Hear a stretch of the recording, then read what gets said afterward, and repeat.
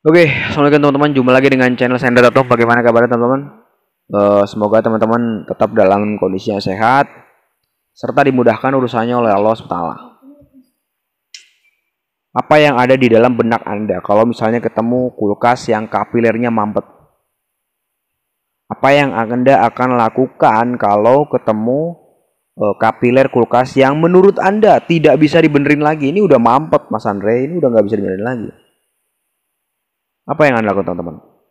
Biasanya teman-teman yang saya tanyakan jawabannya adalah mudah, teman-teman. Ganti aja kapilernya dengan yang baru, Mas Andre. Ganti aja kapilernya dengan yang baru, selesai.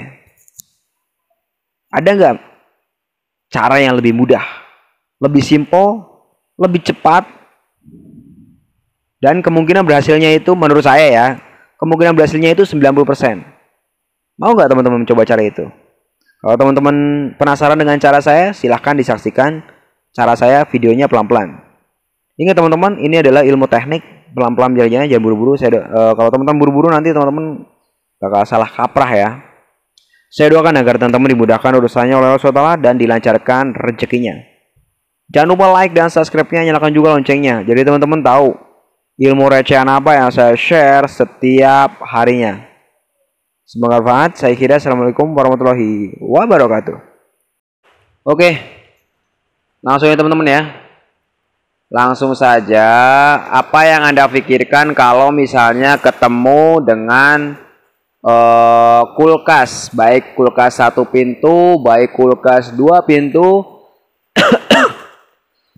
baik kulkas 3 pintu, showcase, maupun freezer ya, freezer box kecil atau freezer box besar yang kapilernya mampet. Oke, saya ulangi, apa yang Anda pikirkan atau apa yang Anda lakukan apabila bertemu dengan kasus kulkas 1 pintu, kulkas 2 pintu, kemudian 3 pintu ya, freezer box ya, yang kecil maupun freezer box yang besar mampet kapiler. Bagaimana caranya menentukan kapiler mampet itu sudah saya ajarkan materinya ya, atau teorinya atau ilmunya di video saya sebelum ini ya. Teman-teman bisa cek di video saya cara mendiagnosa kulkas yang mampet. Poin pentingnya adalah kulkas mampet itu nggak mungkin ya teman-teman, nggak mungkin atau jarang sekali terjadi. Hampir 0, berapa ya? Berapa? 5%, 2%? Ya, 2% terjadi di evaporator ataupun terjadi di kondensor. Mampet itu ya terjadi di kapiler, teman-teman ya. Mampet itu ya terjadi di kapiler. Ya, kemungkinannya hanya 2% atau 3% lah terjadi mampet di kondensor ataupun di evaporator. Kenapa seperti itu, Mas Andre? Yes, karena kondensor itu pipanya besar. Oke. Kemudian evaporator itu pipanya besar, jalurnya besar. Kemungkinannya kecil sekali kalau terjadi kebuntuan di situ. Oke, mampet di situ jarang. Yang mampet itu adalah di kapiler. Entah di pangkal kapiler, entah di ujung kapiler, atau di tengah kapiler. Oke.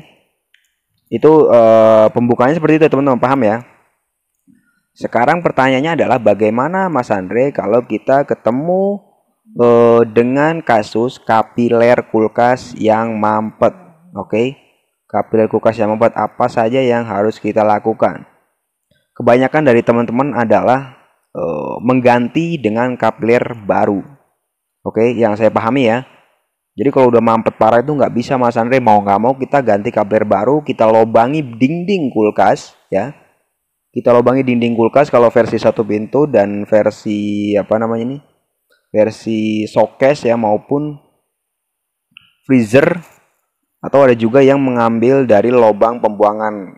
Kalau kulkas 2 pintu ada lubang pembuangannya ya, jadi pakai lubang pembuangan. Kemudian yang showcase ada juga yang pakai dengan menggunakan lubang pembuangan ya, jadi kapiler tambahannya, kapiler barunya diselipkan.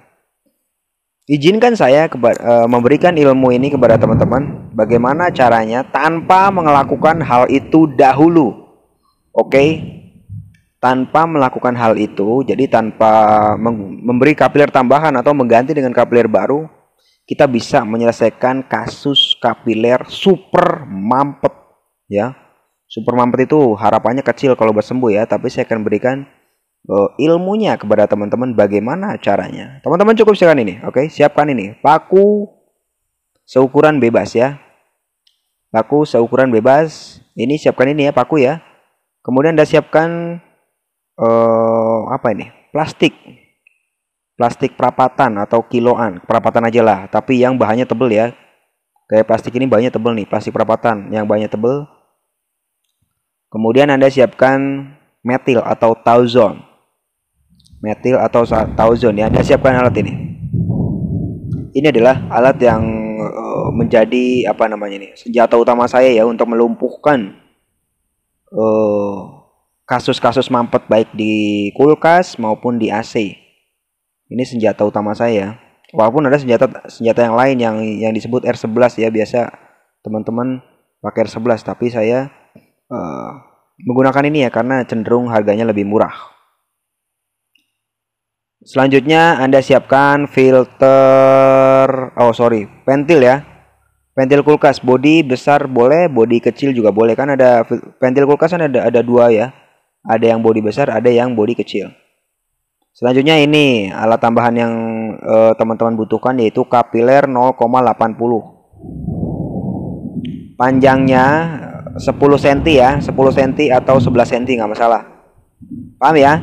Siapkan alat-alat yang saya sebutkan tadi ya, kapiler, pentil kulkas, metil, plastik perapatan, paku ya. Kemudian perhatikan ini teman-teman, perhatikan materi ini. Perhatikan ini adalah filter kosong yang posisinya adalah terpasang di kulkas Anda ya. Filter kosong ini pasti terpasang di kulkas Anda. Langkah yang harus kita lakukan pertama kali adalah Anda potong pipa isap ya. Potong pipa isap dari pipa isap dari kompresor yang menuju ke evap. Paham ya? Pipa isap yang dari evap gitu aja lah. Pipa isap yang dari evap Anda potong. Oke. Pipa isap yang ada dari evap Anda potong, kemudian perhatikan jalur ini. Ini adalah jalur yang menuju kondensor ya teman-teman ya. Ini adalah jalur yang menuju kondensor. Paham ya? Kemudian ini biasanya jalurnya menuju ke evap. Kemudian ini biasanya ada yang dibuntukan ya, ada yang dibuntu ya. Ada yang dibutuhkan, ada juga yang langsung dilas langsung. Langkah yang kita lakukan pertama kali adalah ini teman-teman sambungkan dengan ini ada apa nama ini? Saran saya sih diganti dengan filter kosong yang baru ya.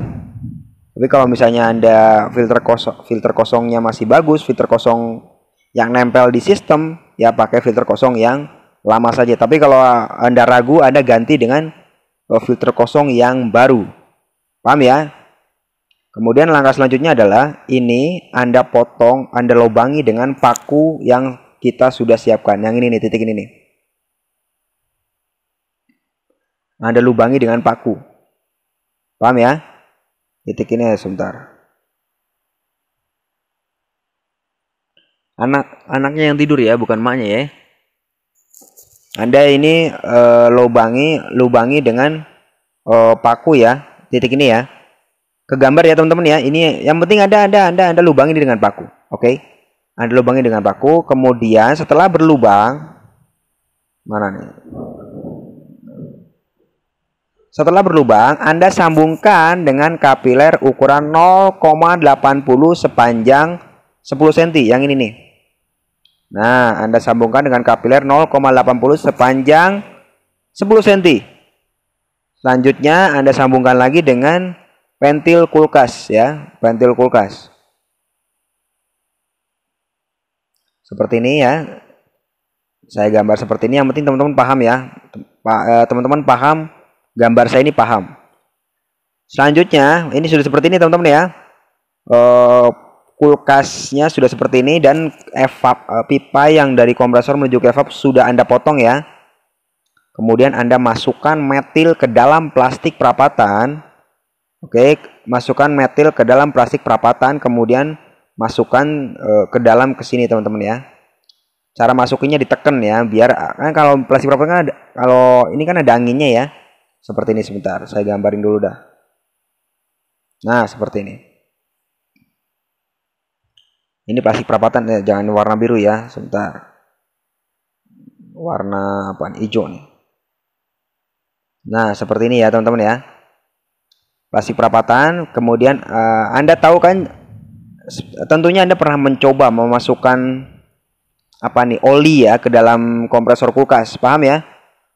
Memasukkan oli ke dalam kompresor kulkas atau memasukkan air yang dibungkus plastik ke dalam botol. Kan caranya seperti itu ya. Bukan, jadi kan rada ditekan gitu teman-teman ya, kan ada anginnya di dalam gelembung apa namanya ini, di dalam gelembung plastik kan ada anginnya ya. Nah, kemudian Anda tekan, otomatis si oli itu masuk ke dalam kompresor kulkas karena tekanan dari angin yang Anda ciptakan. Yang ada di dalam plastik kan ditekan tuh, jadi masuk. Lakukan hal yang sama tersebut ke dalam apa namanya ini, ke dalam pentil ini ya, ke dalam pentil tersebut ya. Jadi metilnya masuk ke dalam sini ya. Nanti metilnya akan masuk ke dalam filter kosong, kemudian nanti akan masuk juga ke dalam kondensor. Oke, setelah metilnya habis, satu botol aja yang disiapkan ya. Setelah metilnya habis, kemudian Anda tutup ininya teman-teman ya. Anda tutup ininya menggunakan tutup pentil. Sederhana ya. Anda tutup ininya menggunakan tutup pentil. Selanjutnya apalagi yang harus kita lakukan Mas Andre terkait hal ini? Tinggal Anda colokin aja kulkasnya teman-teman. Oke, Anda colokin atau Anda berikan setrum kepada kompresor ya. Nanti secara tidak langsung metil tersebut akan menembus ke jalur mampet ya. Tembus ke jalur mampet kapiler tersebut dan akan keluar dari pipa hisap yang Anda potong dari evap ya. Nanti akan keluar teman-teman. Itu adalah jurus terakhir yang saya pakai kalau misalnya kapilernya sudah nggak bisa lagi ya kita akalin ya, udah nggak bisa lagi kita akalin. Sejauh ini tidak pernah ada kegagalan yang saya lakukan. Oke, sejauh ini tidak ada kegagalan yang saya lakukan. Itulah yang bisa yang membuat saya berani mempraktekkan atau men-share ilmunya kepada teman-teman. Semoga teman-teman paham ya ilmu ini ya. Semoga teman-teman paham dengan ilmu ini. Yang jelas ini ilmu teman-teman akan bisa memahami teori ini kalau teman-teman mendengarkan berulang-ulang. Jadi diulang-ulang sambil praktek kalau bisa ya. Jadi teman-teman paham maksud dari Mas Andre ini apa gitu. Seperti itu teman-teman ya. Nanti kedepannya saya akan coba sambil praktek. Jadi teman-teman nggak terlalu bingung dengan teori gambar ya. Saya doakan agar teman-teman bisa menyelesaikan kasus ini dengan tuntas. Jangan lupa bismillah sebelum mengerjakan. Saya kira assalamualaikum warahmatullahi wabarakatuh.